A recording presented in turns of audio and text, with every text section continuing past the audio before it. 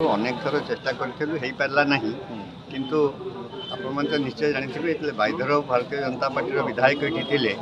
2000 मसीह जहाँ गोटे शीतल भंडार निमापड़ापी करते सी सचल अवस्था अच्छी किंतु सरकार करें ना ताकू एक प्राइवेटकरण कर दि जाए तेणु भारतीय जनता पार्टी तो निष्पत्ति नहीं जे बलंगा और खेलार जोटि की परिवार हब बोली कहुच्छी ये अंचल को मिसेक एक भल शीतल भंडार बहु क्षमता विशिष्ट शीतल भंडार करने प्रस्ताव रही है निश्चित भाव में कार्यकारी हम और प्रथम जदि पुरी जिले में कौटी हुए ताल ये हाँपाई ही प्रस्ताव रही आज केते सदस्यता अभियान में सामिल हेले लोक सदस्यता अभियान में आमर तो प्रतिदिन चली प्रति गाँव में चली ये कथा हाट बजार कथा कौन हम ना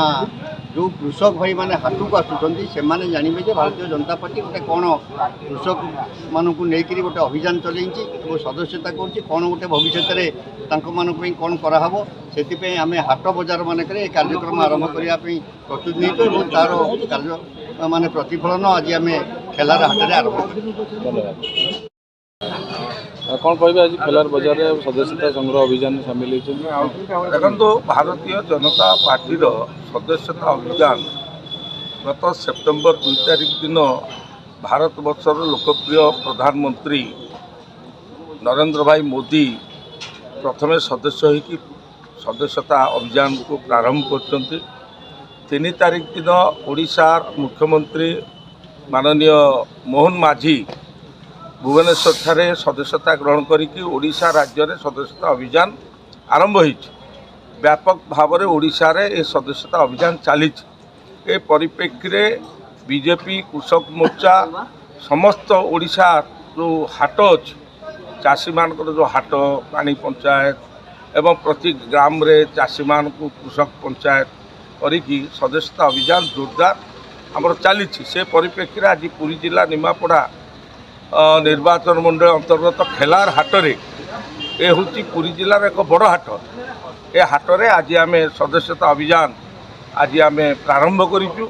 आज चाषी मान तरफ प्रबल आग्रह सदस्यता ग्रहण करने आज समस्त आसिकी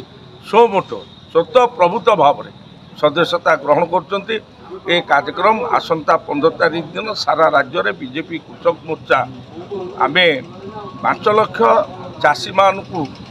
आम सदस्यभुक्त करवार टार्गेट को लेकिन आमर ये कार्यक्रम व्यापक भाव में चली देखो आज कह खेलार अंचल हूँ परिवार हब कहले अतिरिक्त हो ना कि अंचल समस्या हूँ कोल्ड स्टोरेज नवीन बाबू जिते सरकार को आसिले 2000 मसीह पूर्वर 112टी शीतल भंडार ओडिशा रे थिला नवीन बाबू कहते 314टी ब्लॉक रे शीतल भंडार करने दीर्घ 24 वर्ष शासन काल रे से तो गोटे हेले शीतल भंडार कले नहीं जो 112टी थिला 108टी अचल होगला कार्यकाल सरला मात्र 4टी शीतल भंडार कार्यक्रम थिला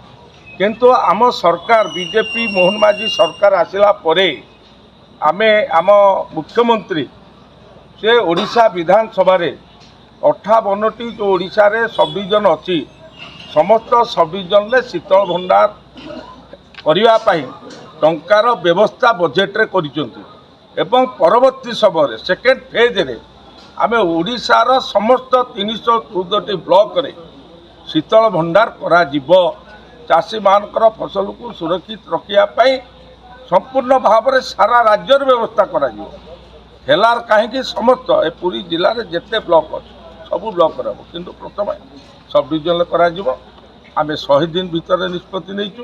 किंतु 24 वर्ष में नवीन बाबू गोटे तो करें ना 108टी शीतल भंडार को अचल कर धन्यवाद।